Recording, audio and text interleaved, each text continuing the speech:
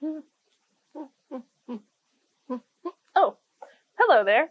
Welcome to my office. And today we're going to learn all about the 1885 strike in the Oliver factory.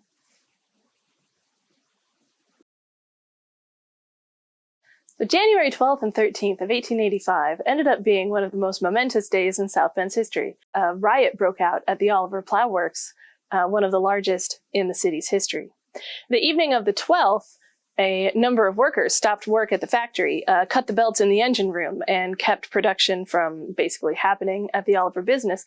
But when the real excitement happened was the morning of January 13th, when management showed up at the factory. There was a group of 200 or possibly 800, depending on which article you read, people preventing them from entering the business, and not only preventing them, but armed with clubs and other weapons, and severely beating some people in some instances.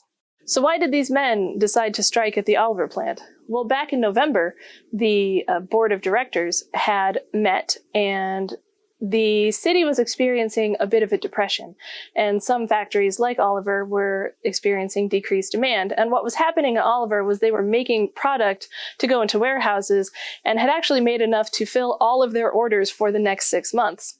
And so in consultation with some of the workmen, they had at one point cut the hours at the factory in half for everyone to slow production, which proved to be unsatisfactory, and then reduced wages by 12.5% so that people could still retain full-time work. But a lot of workers also felt this was unsatisfactory and struck for 3 weeks, but eventually came back. And then in early January, struck for much longer. Now, previous to this, James Oliver and his superintendent, Mr. Levan, had requested that they form a committee to meet with management with a list of their grievances that would be promptly responded to, according to James Oliver. But unfortunately, they did not make it to the negotiation phase. So the first person to arrive at the factory that morning was Captain Edwin Nykar, who was always referred to as Captain and never Mr. He was a Civil War hero and kind of James Oliver's one of his right-hand men at the factory. And he forced his way in and was struck with a club from behind, and also had one of his arms broken, but made it to the office and was able to telephone downtown, who sent the Veteran Guard, which was a group of Civil War veterans, to come and disperse the crowd. Captain Nykar waited inside of the factory, but in the meantime, the gate was battered down, and the gatekeeper and a few other people were also severely beaten. And one of them was described later to have vomited a copious amount of blood. So while they were waiting for the Veteran Guard to show up, a number of windows were broken, machinery was damaged, product was destroyed, other mayhem was happening at the factory. Until those Civil War veterans showed up and kind of restored order. And by 9:15, they had actually called Indianapolis and asked for the state militia to come to South Bend as well. But Governor Gray was not convinced that South Bend couldn't deal with it. He felt that Sheriff Rockstro was possibly overreacting a little bit. And the commander of the Veteran Guard also kind of agreed with the governor. So the militia was on alert, but never was actually sent to South Bend. So the South Bend Register reported that once order was restored, a number of the ringleaders were taken to jail and put under guard by 12 people who had been deputized as sheriffs.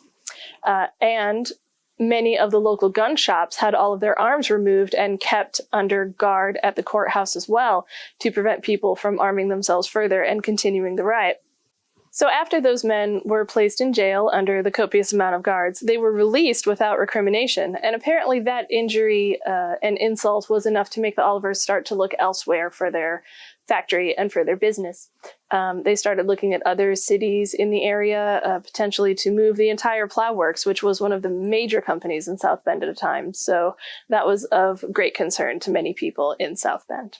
And one of the first records of people that contacted them was actually the former president of Notre Dame, Father Edward Sorin, who wrote a letter to James Oliver. So in the January 22nd, 1885 letter from Father Sorin, one of the things he says to James Oliver is, and I'll quote, In the ever-increasing trouble between capital and labor, I wish with my whole heart to find my best friends on the right side, not alone in contributing this best and noble efforts to avoid a general catastrophe in which a countless number would be immerged alike, but even to save the destinies of a growing city, or those of a single worthy farm or family. A generous impulse, especially at the hour of need, is always honorable, but never more than when undeserved. There it is heroism. As a friend, I write poorly my sentiments, which the recent troubles have by no means found unmoved, with a sincere desire that they may prove an occasion to reveal even more plainly that goodness of your tender heart toward poor suffering humanity. I remain your unfeigned friend, E. Soren. So James Oliver replied to this letter very promptly, but was unfortunately unmoved by Father Soren's words, saying, and I'll quote, "No one more than myself can regret the labor troubles which have caused the closing of our works and the consequent loss of employment to so many men, and none more than myself can regret that the outlook for the future is so unpromising. Our city lacks power to give us proper protection, and it would seem as if the necessity were forced upon me to give up expecting it. My interests are large here, the best years of my life have been spent here, and I should dislike much to call another place home. But peace I must have and will have. This may not be the answer you would like, but from my heart I could make no other."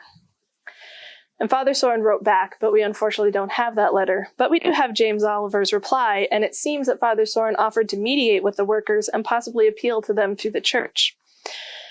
James Oliver said, "Should it be possible to start the works at an early day, it would be expected and demanded of us to take back all the men without distinction, and this we could never do. Men who assault our faithful employees with murderous intent, who destroy our property maliciously, who set at defiance all the rules of reason and law can have no place with us, and rather than submit to any such demand, we never would turn another wheel here." This still begs a question. These gentlemen were striking at the plant, but why? What were their demands?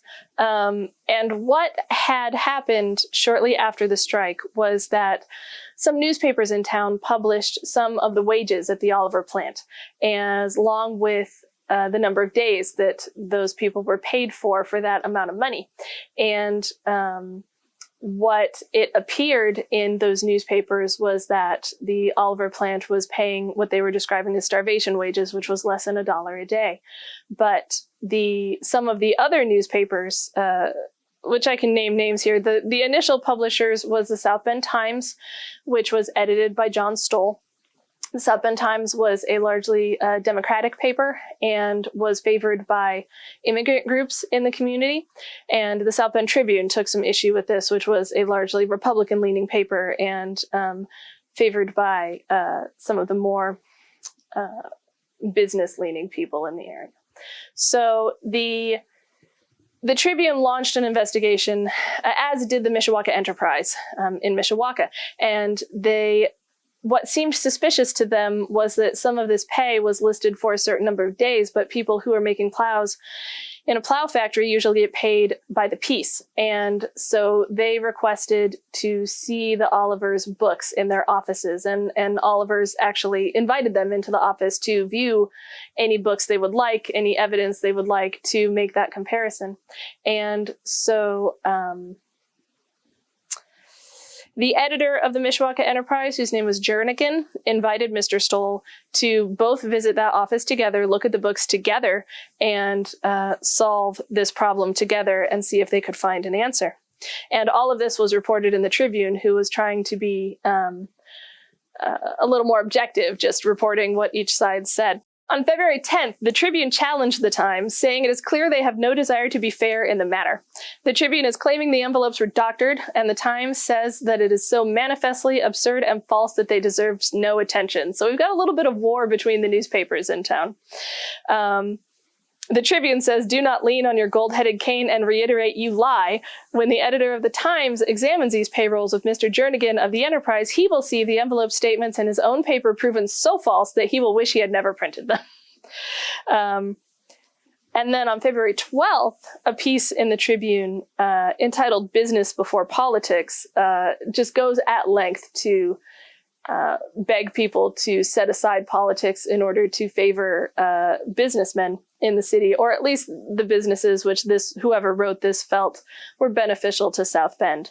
They cite some statistics from taxes, for example, that Studebaker and Oliver paid over 1/5 of the entire taxes in the city in 1883.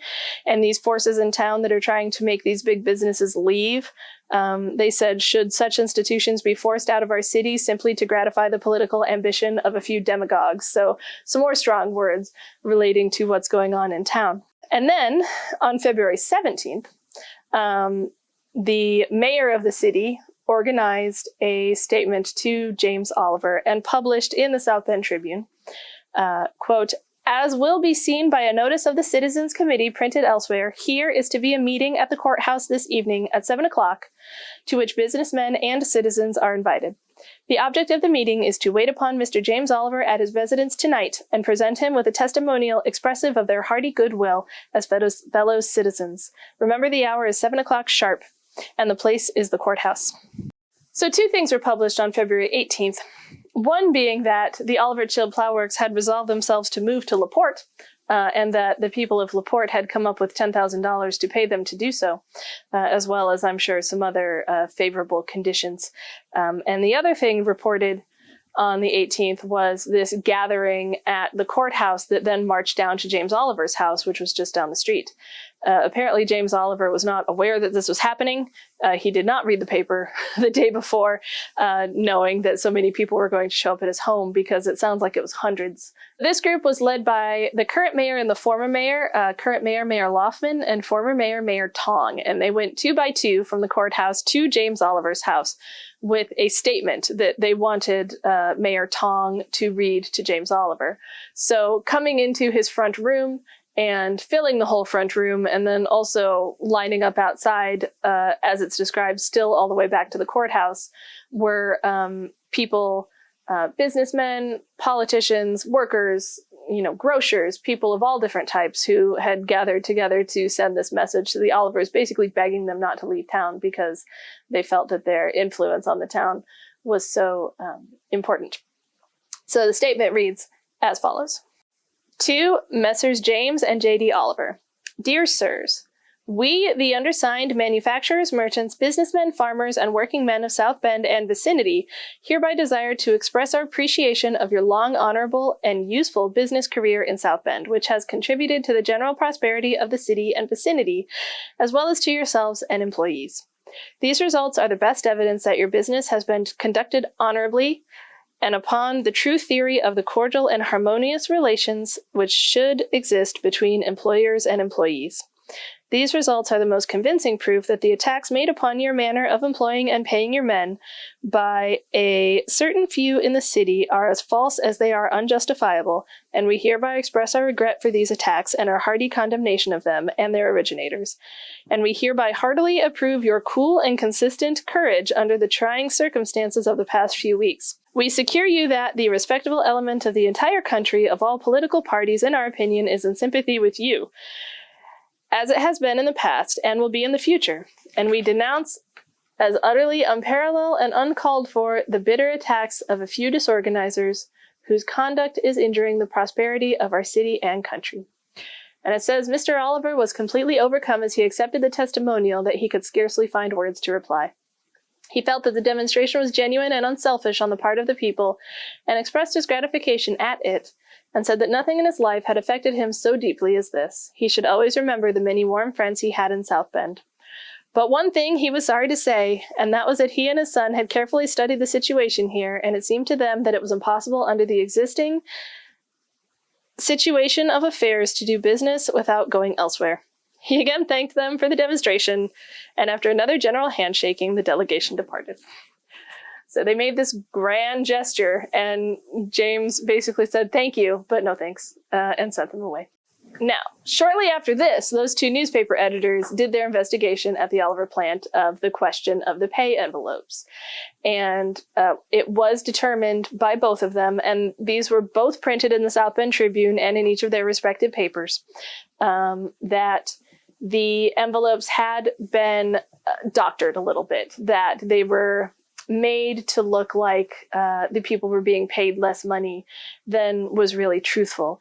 And since they were making piecework, those particular people who were highlighted in those envelopes had made more money last year, had made $1.50 to $2 a day the year before, but then in 1884, at the end of the year, and 1885, were actually slowing their work as part of this work stoppage, and thus it appeared that they were making less, even though the amount per piece was the same.